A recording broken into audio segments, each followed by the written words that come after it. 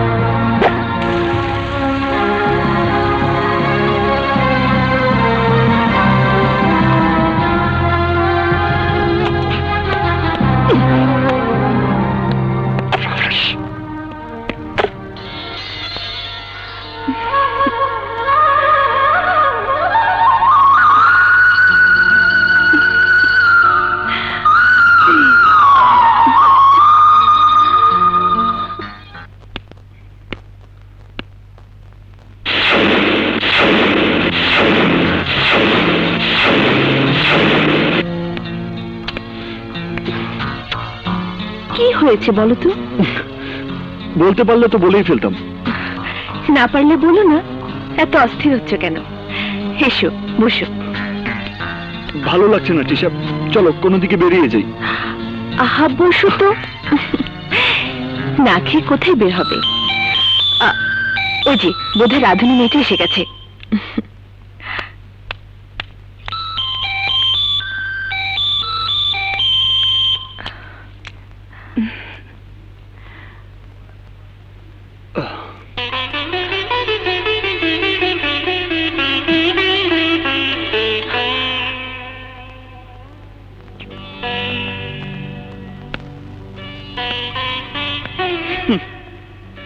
এই তোমার চলায় বলায় বড় ঘরের শিক্ষিতা মেয়ে। 12 হাত কাপড়ের 13 হাত ঘোমটা।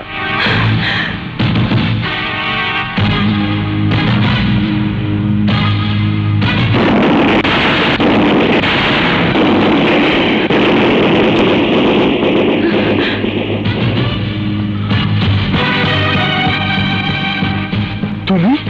হ্যাঁ আমি।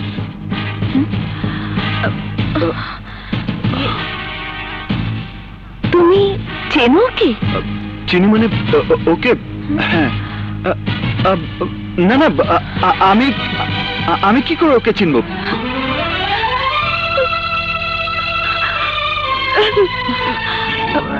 এমন ভাবে বলছো কেন? পুরুষ মানুষকে দেখে ঘুমটা দেওয়াটা ওদের সোসাইটির কালচার। কোন শিক্ষিতা মেয়ে এত বড় ঘুমটা টেনে কালচার দেখায় না।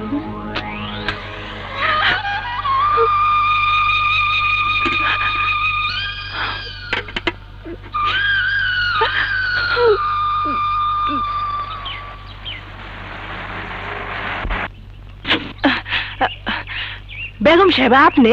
হ্যাঁ, শরীরটা ভালো লাগছিল না তাই চলে এলাম। বৌমা কোথায়? ভাবি সাহেব তো অহনো ফেরে নাই। ও বাইরে গেছে বুঝি? হ্যাঁ রোজই তো যান। রোজি? রোজি যায় মানে? যে আপনি অফিসে যাওয়ার একটু পরে ভাবি সাহেবও বাইরে যান। আউনের সময় হইয়া গেছে। কবে থেকে বাইরে যায় বৌমা?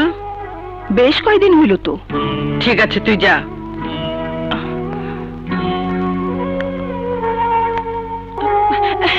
মা আপনি? আপনি এই সময় বাসায়? শরীর ভালো তো মা? তুমি কোথায় গিয়েছিলে? একটু কাজ ছিল। কোথায়? আমার এক নতুন বান্ধবীর বাসায়। নতুন বান্ধবী? কে এমন নতুন বান্ধবী তৈরি হলো যেখানে তোমাকে রোজই যেতে হয়? মা একা একা ঘরে বসে ভালো লাগে না তাই। তাই রোজ আমি বেরিয়ে যাবার পর নতুন বান্ধবীর সাথে দেখা করতে যাও?